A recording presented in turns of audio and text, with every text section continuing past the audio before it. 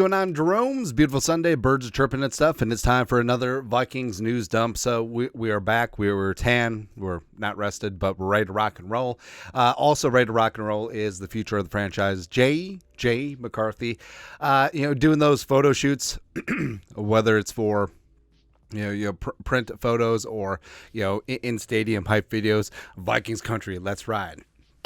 Either way, I feel like McCarthy's definitely has the disposition that he's going to like doing these things. I don't know. It's like, hi, I'm J.J. McCarthy, quarterback for the Minnesota Vikings. And if you want the best sausage in the Midwest, I got Sheboygan on my mind. Now, again, I've talked about this before. It is an absolute travesty that the Minnesota Twins and the Vikings, they went to Sheboygan hot dogs and bratwursts when they had the Dome Dogs from Hormel, a great Minnesota company, and they went with a Wisconsin company. It's just don't sit right to me. Maybe that's state xenophobic. Don't care. Austin, Minnesota deserves better, man. JJ McCarthy and his ramen hair, ramen noodle hair, very akin to Justin Timberlake in sync years. Hopefully he ages better. I don't know. This is going to ruin the tour, the world tour. But with J.J. McCarthy, Ben Gessling talked about his development as from Purple Persuasion. Quote, as far as J.J. McCarthy goes, I think a lot of this is still just this development phase of things. I don't think they're in any hurry to get him on the field. I think it's still going to be, still is this thing of let's make sure he's got everything down from a footwork perspective, from a reading space in defense's perspective until all of that is done and ready. I think they're going to take their time with him. And we saw a lot of things in the offseason that tell you, hey, this guy's got a lot of arm talent. He's got a lot of potential, but he's still got some things to refine at this level. And I think there's a focus on doing that. I don't think anybody's saying, hey, we have to get him on the field by week 5 or something. It's a lot.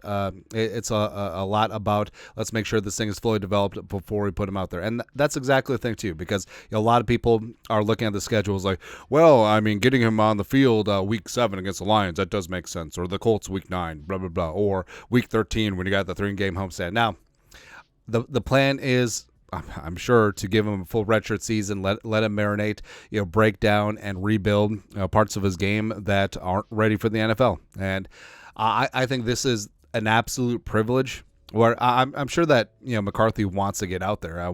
He wants to be the guy. He wants to start winning those accolades and whatnot. But this is the best thing for him. And frankly, this would be the best thing for Drake May. This would be the best thing for Caleb Williams. It would be the best thing for Jaden Daniels. But, a lot of these quarterbacks aren't going to get that opportunity just given their teams and also given their draft status. Now, that's what is great about the Vikings and also bringing aboard McCarthy is that they can afford to have him sit for just a little bit.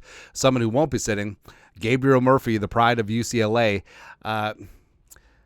So I love stories like this. Like, he's all heart and hustle guy, and I think that he could be the edge version of Ivan Pace Jr. this year. Purple Persuasion again. Per Alec Lewis, he predicts that Vikings edge Gabriel Murphy will impress the most of all the UDFAs in training camp.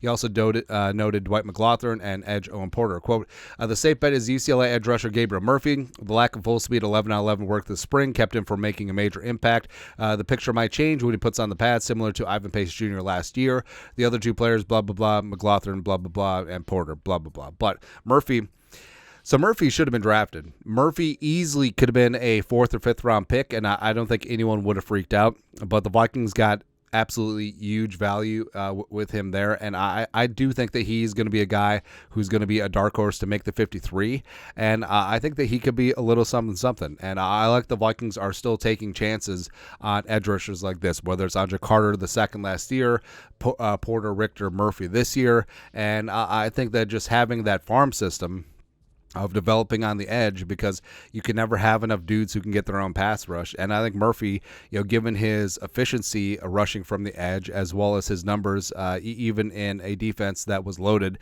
with his twin brother, as well as with Latu, I think that he's going to be a guy that's going to contribute sooner rather than later with the Vikings. Really super fired up about Gabriel Murphy. Next. So Alec Lewis, again, notes this about the Ayuk situation. David Lombardi tweeted this out. I'm taking it personal I took that personally. Brandon Ayuk said on the Pivot podcast, he's then asked about 49ers hometown discount before answering that he won't take one. But Ayuk then said, we'll see. So the Brandon Ayuk San Francisco 49ers contract situation is very contentious right now. Frankly, it's one of the most contentious negotiations that we've seen in recent years. And Alec Lewis, the Athletic, pointed this out. This is nothing against Brandon Ayuk. A lot of guys handle contracts in different ways, but I do think just watching this play out crystallizes how uniquely private and restrained Justin Jefferson handled his extension for more than a year. And that's true. If Jefferson had handled his situation with 10% of the acrimony that Ayuk and the Niners are dealing with, a lot of Vikings fans would have written him off. A lot of San Francisco fans have already written Ayuk off because that's just... Sometimes that's just the fans' mentality, especially when you look at the dollar amount and it's life-changing, well, not only for the athlete, but for the casual fan. They're just like, oh, it's millionaires against billionaires, blah, blah, blah. And that's neither right or wrong. That's just how people see things quite often. And with Ayuk, maybe they're lowballing him, maybe they're not. But it just speaks to how amazingly smooth the Jefferson contract negotiation went. All the drama was media created. There was nothing that was coming from whole cloth, and Jefferson handled himself well. Kwesi and the Vikings handled themselves well, and I think it just came down to, hey, we love you, we respect you, we're going to work this thing out, and let's remember we're on the same team. And let's not be adversarial about this. And that is so exceedingly rare in contract negotiations. And again, the highest paid non-quarterback in NFL history, just completely smooth.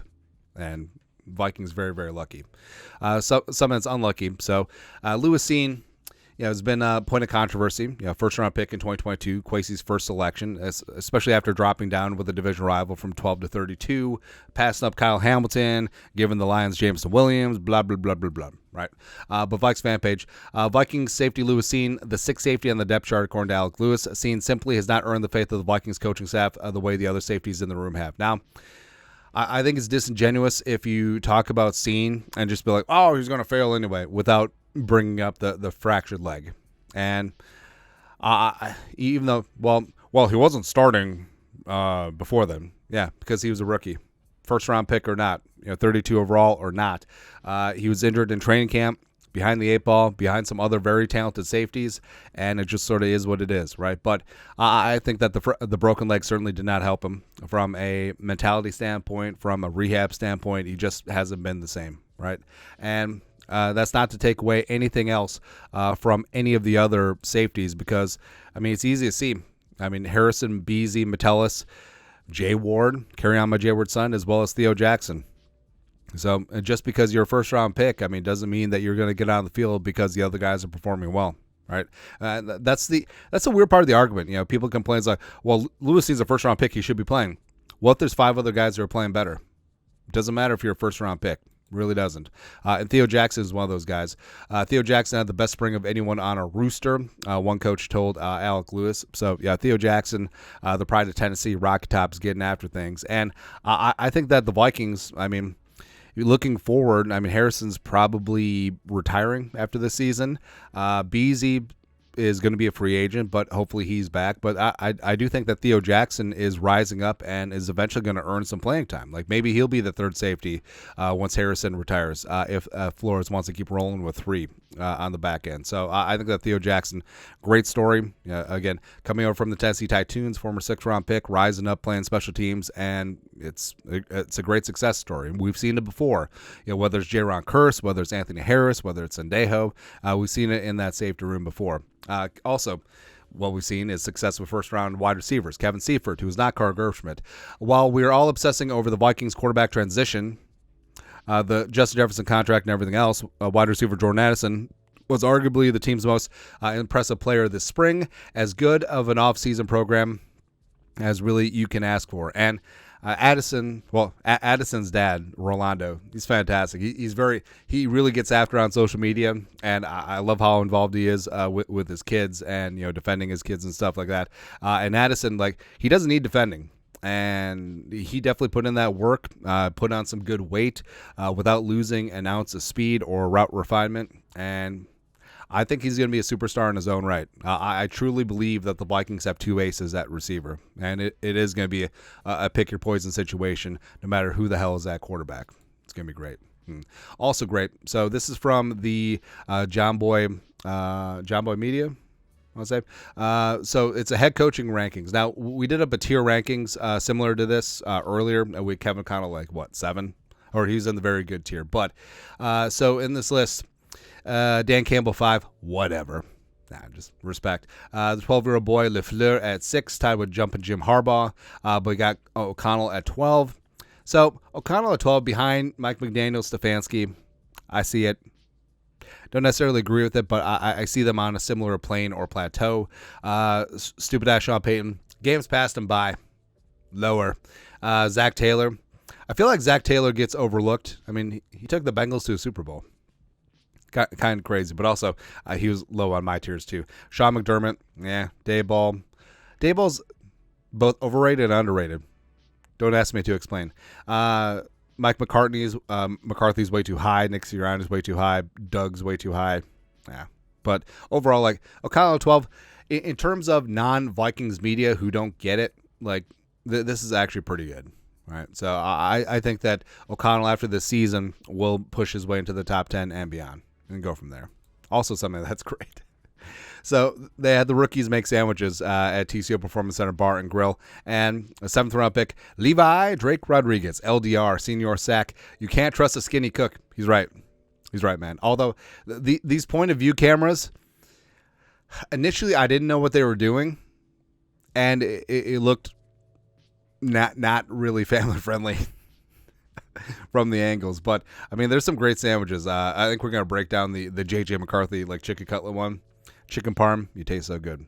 Also so good is Monty Kiffin, Monty Kiffin is one of the greatest defensive pioneers and coaches in NFL history, hands down. And respect, he got recognized by the Pro Football Hall of Fame. Vikings tweeted this out.